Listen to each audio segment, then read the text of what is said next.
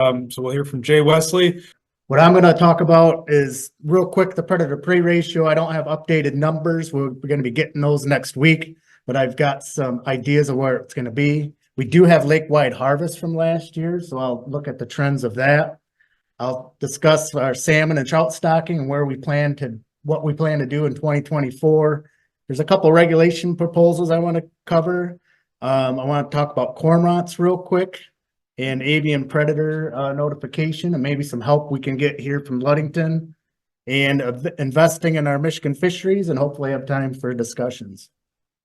So the predator prey ratio is what we've been using for many years as our tool of when to start reducing stocking or increase stocking.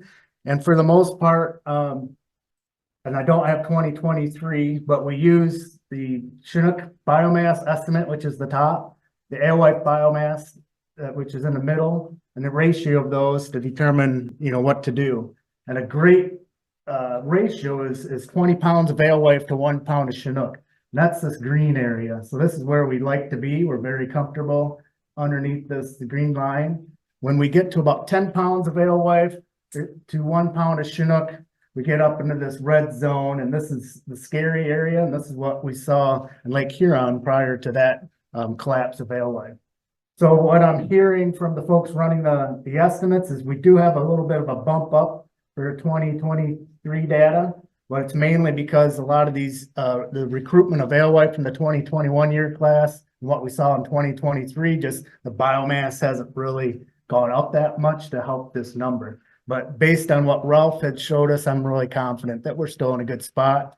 And because we're kind of in this middle zone, we're not planning any changes in stocking. So we're just going to hold the course.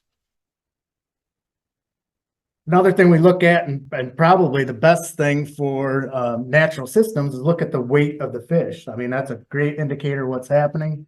What I'm understanding is the 2023 data we are going to see a little bit of decrease in the weight of age 3 females. And that's probably what you've seen too in your catches, that the size is going down a little bit, but nothing compared to what we saw, around 2009, 2010.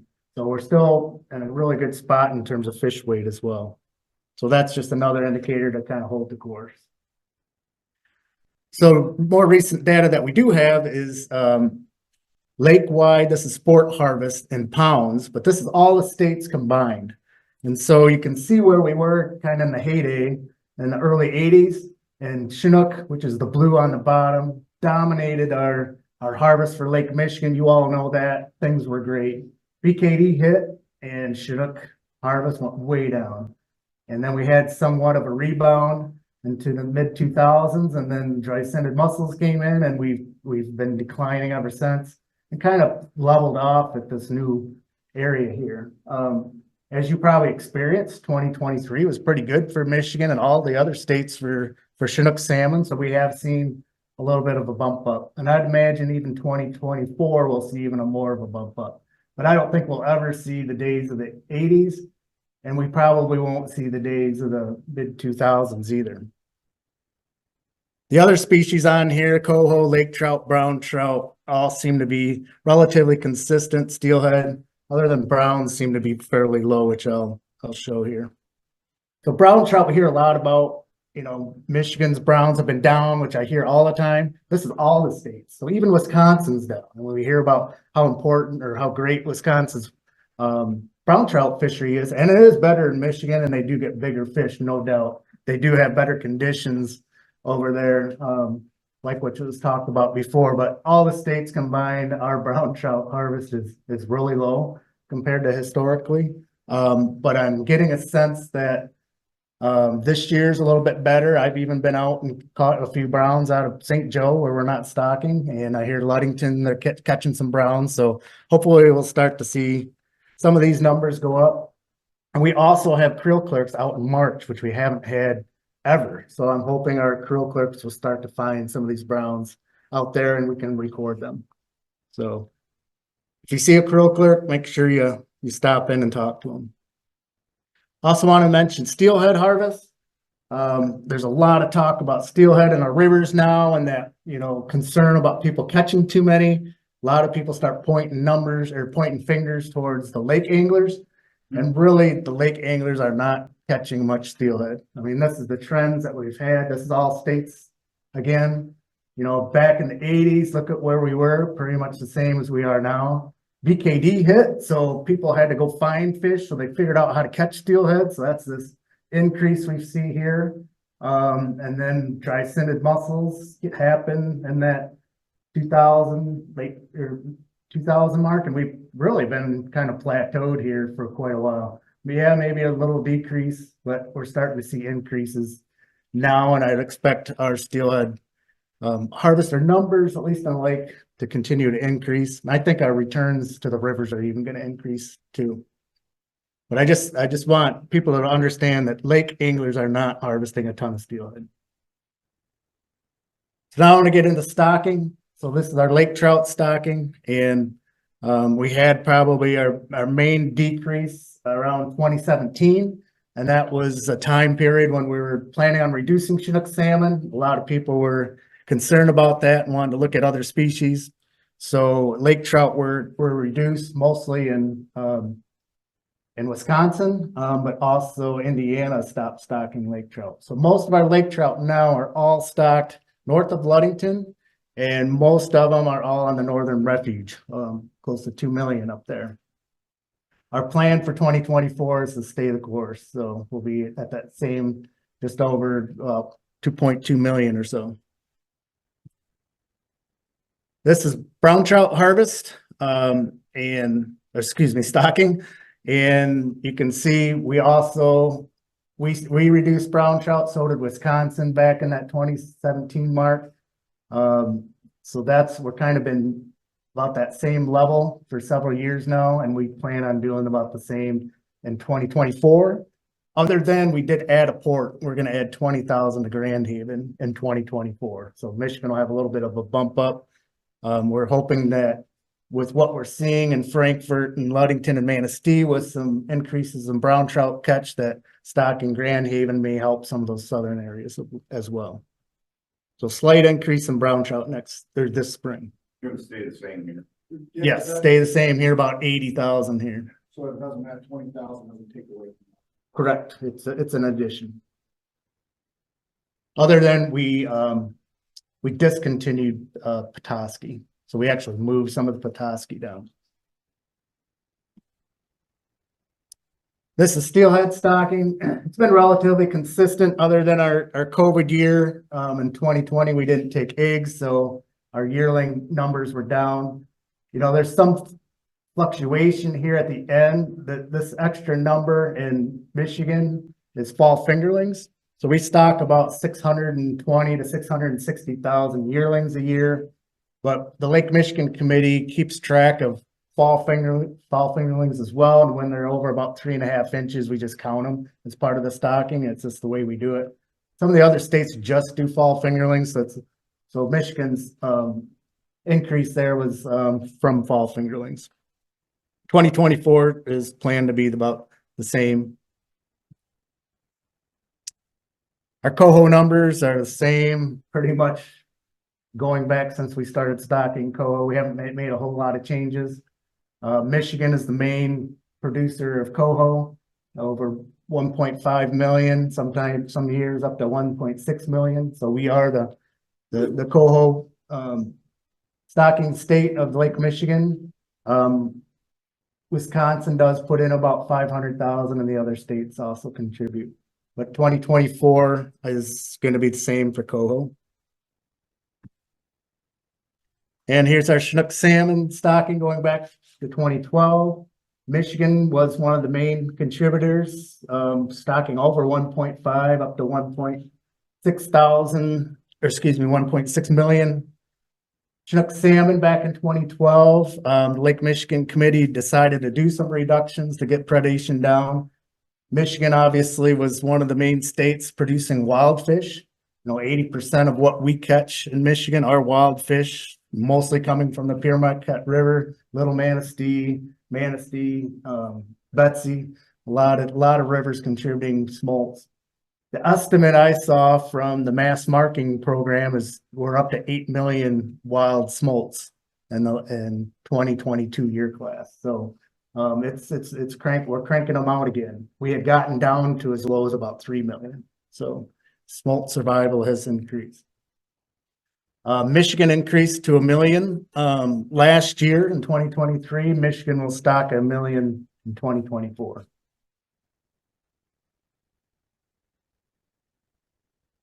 So that was stocking. I'm going to move into some regulation proposals and regulation changes. Just that I want you to be aware of. So in 2021, this group, the Michigan Spearfishing Association, contacted our Natural Resource Commission. Our NRC is the group that makes regulation changes for the state. And they wanted to have an expansion of where they could do underwater spearing. So this is by snorkel or under scuba diving. And what they wanted to do is expand their opportunities to harvest lake trout, northern pike, and walleye. So it was decided to try it for 3 years. There's a mandatory reporting as part of that, so we could get some information on what was going on. And this rule actually sunsets in March of 2025. Where it was expanded is from Grand Haven South on Lake Michigan, and then this area in Lake Huron. And some of the data that we got is just the number of trips, which are typically, under 1,000 to 500 in 2022 to 2023, or the number of hours. So there's not a lot of people doing this type of thing, but it's kind of a cool opportunity for them. So if you want to know what they're catching, it's mostly walleye. So I'm guessing they're mostly doing this in the Lake Huron side, but we do have pretty good walleye populations around our piers to the south as well. We unfortunately don't know where they were caught, but this is most of their harvest has been walleye, the northern pike, and very few lake trout that they're harvesting. What they're proposing to the NRC, this is not what we're proposing, this is what this association is proposing, is expanding to all Great Lakes. And they want to be permitted to also spear at night. And then they also would like to expand their species to largemouth and smallmouth bass, white bass, yellow perch, sunfishes, and trout and salmon species. So if you have any concerns about that or comments, then please let me know. Or we have coffee and conversation meetings happening throughout the state as well, where you can comment on this. And I'll give the dates of those in a minute. Another regulation proposal involves lake whitefish. I think we all know through the commercial fishery that lake whitefish populations in Lake Michigan have been plummeting.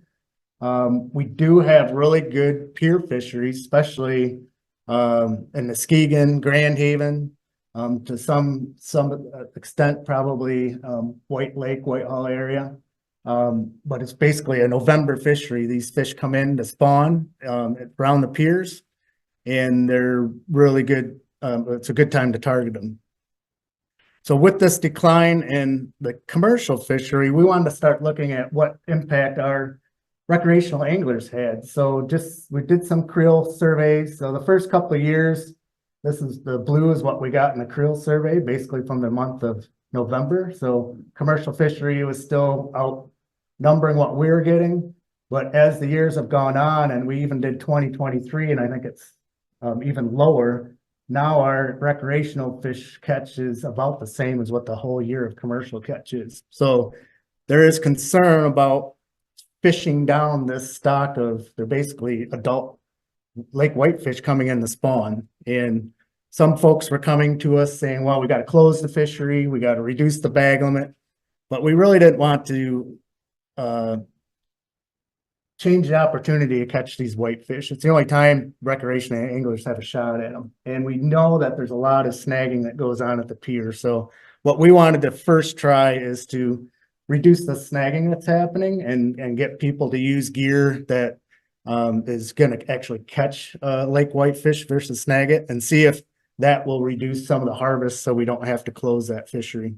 So what we're proposing, this is actually a DNR proposal, is from November 1st to November 30th. And this will be, we'll define the area, but it's mostly going to be the piers and the channel in Grand Haven and Muskegon.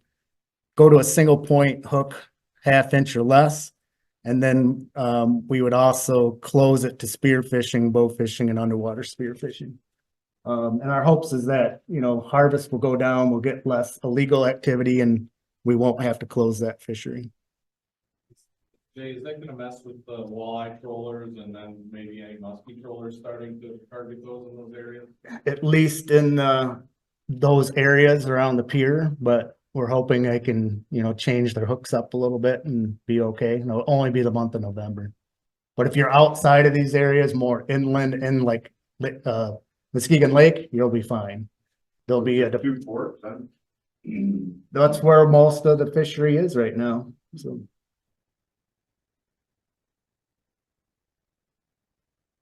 So where you can comment on these regulations and just have general communications with our staff. We have these coffee and conversations throughout. Usually we hold them in person throughout the state, but they're all going to be virtual and a Teams type thing. They're starting already this week. So Central Lake, Michigan, which is where Mark is from, they're going to be on the 13th from 5 to 7, and that is going to be a virtual meeting. So if you get a hold of Scott or talk to Mark, he can tell you how to get on those meetings. Now, cormorants and avian predation. You all have cormorants here, obviously. That reef out in front of Ludington Pump Storage has tons of them. You see them flying around. We had a hiatus in our ability to kill birds for a while because of a court order. But now there is a permit system where the state of Michigan is permitted to take so many birds. In general, we're allowed to do a direct take of about 9,600 birds and do some nest take of about 1,400. And so Ludington is on our list to do nest oiling and shooting birds. If we can get the funding and get the wildlife services out here to do that work. We are trying to stand up this program. We're going to be trying to get more staff involved, working with our wildlife division to help out with it as well. But we definitely need some sort of funding source for this. We used to have about $150,000 from general tax dollars to do this, and that was eliminated. So we're starting from ground zero, but we're trying to stand it up. One thing I need for Ludington is we have this what's called an avian predator control and harassment program. And for your Chinooks, which are net penned, it's not really an issue. For the coho, based on where they're stocked, I don't think it's an issue. But for the browns, which are stocked below the car ferry, or at the car ferry, those cormorants really stick around for a while. So if we can get some sort of harassment there.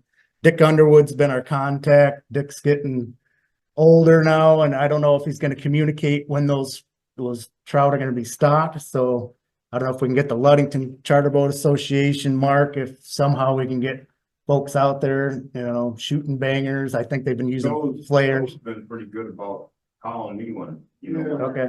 Yeah, like as long as we get an idea of when it's gonna happen, we can put something out. Awesome. To do it. Yep. I mean, Paul will get a hold of you. So Before it's hard. yeah. But it's even sometimes days after they've been stocked. If they're not going to move out, those cormorants start to key in on them. So I appreciate that help if you can get it. So my last thing is investing in Michigan fisheries. You may have heard Chief Claremont talking to different groups about this, but basically, Fish Division, our funding level and structure just is not set to help us basically accomplish our goals and objectives. Through my career, it's been every year almost we have to adjust our budget, decrease, because we have to live under a balanced budget, right? So as costs go up, we have to cut out something, and that's been going on for many years. And so we need some sort of different solution. We've been trying to get general fund money, which is general tax dollar money, without success. We can try to supplement what we're doing through federal grants and things, and we do that where we can. But what we'd like to explore is if there's a different fishing license structure that we could do to help us get funding that would put us where we need to be and help us operate for many years. So just some quick facts about Michigan, just to show you how large or expanse area that we work in. We have over 3,000 miles of Great Lakes coast shoreline, almost 11,000 inland lakes, and 52,000 miles of rivers and streams. And when you look at the biologists that Michigan have, and actually look at biologists across the United States, each biologist typically in other states manages about 15,000 acres of water.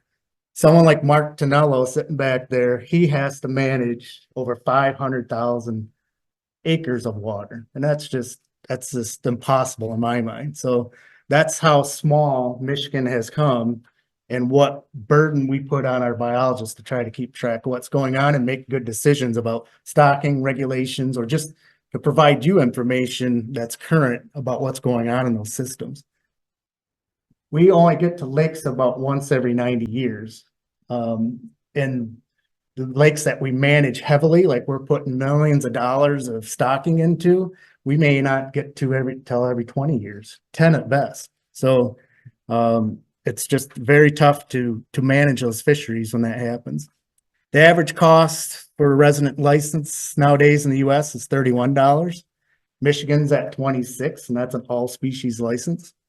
So we have the second lowest fee in the Midwest, at least.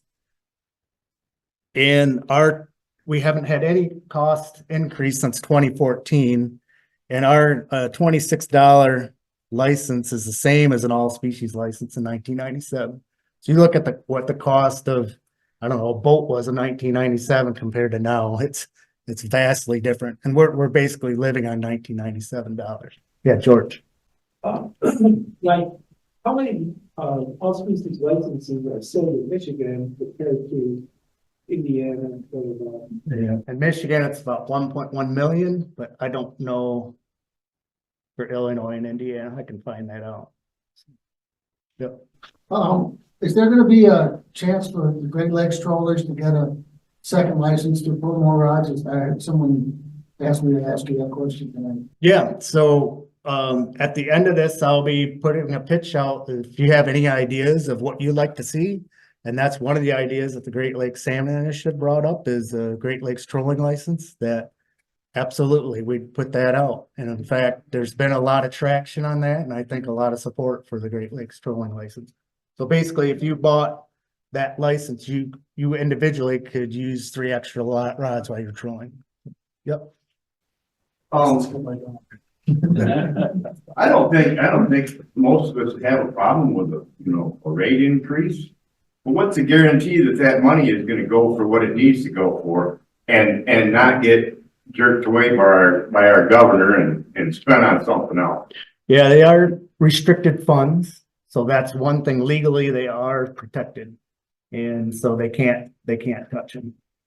So now some of it may not all go to fish division. Some of it may go to our law enforcement division, because they need to enforce the fish laws, right? So that it has to stay within DNR and to some aspect of what it was meant to be. If we had a salmon stamp or salmon license and you all wanted to see that go to cormorant control, we could put that, yeah. Stamp Yep. and a regular fishing license, and they decided, well, if we combine the two and raise the price, then everybody's basically buying a trout stamp, we're getting more money. Yeah. And that lasted for a few years, but then, Right. yep. But any change in our license structure has to go through legislation, so we can put in the law where those funds have to go. Jay? Yep. I like that idea Randy was talking about, and I know our local group would be very interested, where you get like our 150 kids that come to kid fish that are under the license age for $1, they get a volunteer license. But the way Randy explained it is that when you get the reimbursement from the federal government, you get a full license reimbursement, and it was like $16 for one. So, I mean, if our club could do 150 kids that day, and then we get to multiply that by $16 reimbursement the state would get, I mean, as long as, you know, people aren't smelling a rat or something, why wouldn't you, that would be, to me, be a real good way to get, number one, kids to get a license, volunteer, and they'd have a little license, but sport groups could help underwrite them. And then if you're getting a 16-to-1 return, I mean, any financial person would say that's a good return on your investment. And so I just think that he talked about it, and our group would be real interested, but I think it would help to have a program where they facilitate it so that, you know, the Ludington guys would buy 500 kids a license. And Right. the Michigan, Flint River Valley would buy 2,000 licenses, and all of a sudden you start doing a 16-to-1 multiplier. You know, that could help, and not that I'm not against the extra home run license, but your money would be far more generated by, you know, doing that voluntary kid license. And I think kids like to have a license. They don't have to, but this would be, they have something to maybe get them interested in fishing, you know? Yeah, great idea. And I think we do have a voluntary license back on the books. We used to have it historically, but promoting that and clubs getting involved with that would be awesome. So things we plan to gain with the new licensing structure, and I'm not going to go through all this, but you know, one thing is all this information we bring to groups like this, we can maybe continue it or expand on it. You know, we could get our inland fisheries program back up and running. Mark's area, the Central Lake Michigan area, when we started working, you know, 25, 27 years ago, there's 22 people working his area. And that includes biologists, the manager, the technicians. There's 6 people now running that same area. Same amount of water, 6 people. So getting that back up to a program where it should be is important. Jay, back to the licenses, I don't even know what the structure is. Do we do a senior license, or how do we do it? There's a senior license, $11. You know, and I'm approaching that age, but you know what? I'd hate to, you know, when I go up to the window and buy ski tickets, and the guy says he's a senior and he gets it for $8 and I'm paying $40. You know, it's like, I get it, but statistically, our older population damn near owns the country. So it's like, should we be given discounts? I mean, really, I mean, I'm in that boat. I mean, I'm 64 and I don't think I should get a discount. I mean, and maybe, you know, I don't, I just think sometimes you know, if we got a majority of our people, a lot of the older fishing, why are we giving them a discount? What a value. It's a value of 35. It doesn't need to be a lot. Yeah. I wrote that down. Another suggestion. Well, I'll say something.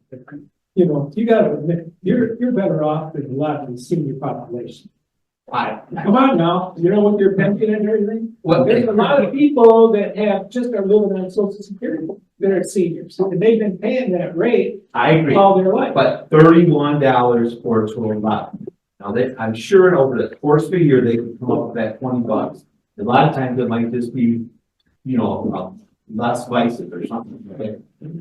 That's what I'm saying. Yeah, there's two sides. And I'm just gonna finish up here real quick. I mean, the changing a senior license is a great idea. How far do you go? You know, we have to be careful. So things that we could prevent by getting more investment in our fisheries was we wouldn't have to close any of our hatcheries or research facilities. Those are so important for what we do in the Great Lakes.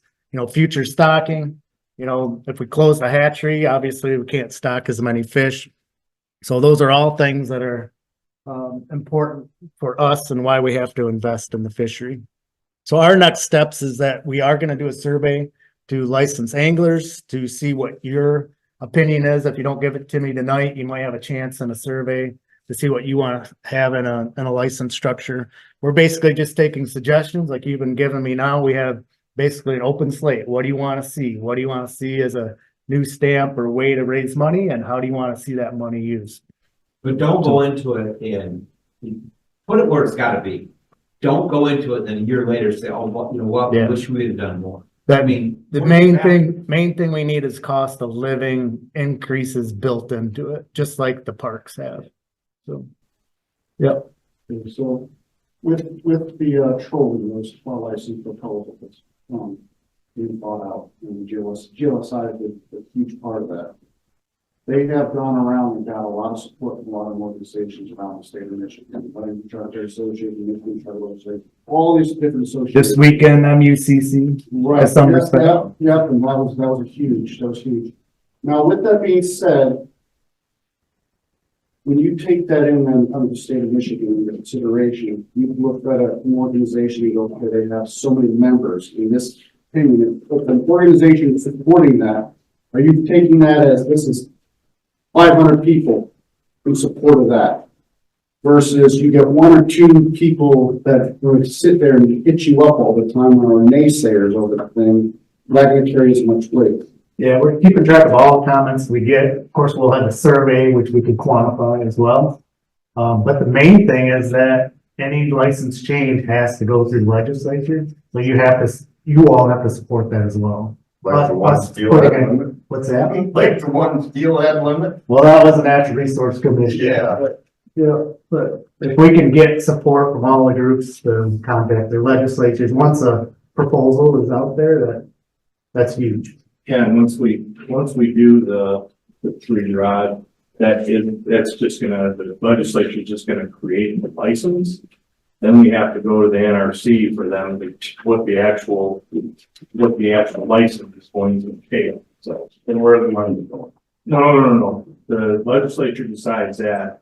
The NRC has to regulate what the license is actually, what's gonna say. They have to. I don't think so. Wasn't there, if there's one understanding, wasn't the proposal for cormorant control? Yes. So the funding for that license to go towards cormorant That's control? correct.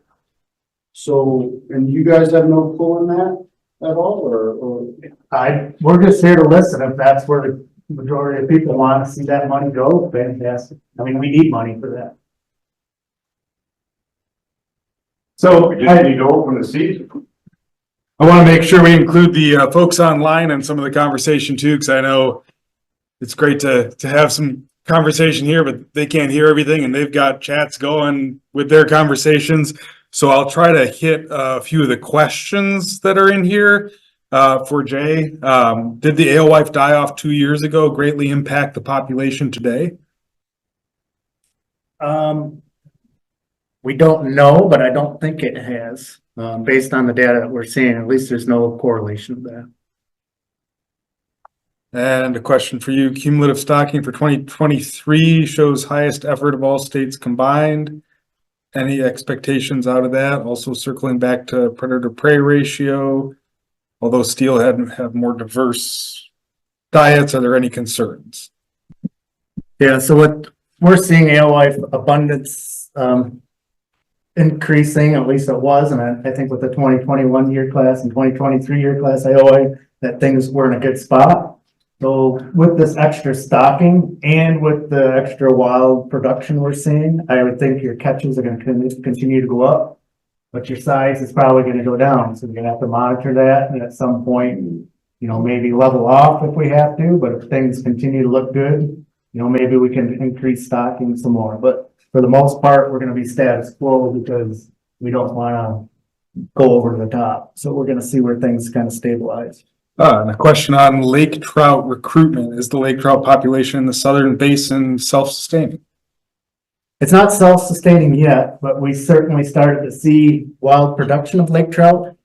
What's concerning in the last 2 years is that the harvest and catch of lake trout throughout Lake Michigan has been going down. And people are getting nervous to the south that our reduced stocking is part of the cause. But someone had mentioned that trout weren't coming near shore in the northern part of the lake either in the spring like they used to. So I'm hoping that the trout are just staying out deeper and not coming in to feed like they normally would. And that's what we're seeing.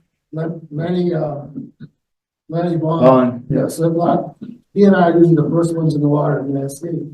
And the last 2 years, he's been taking his clients out to the shelf and catching them. They limited out in lake trout in 2 or 3 hours instead of trolling up and down the shoreline to catch brown here and there, you know.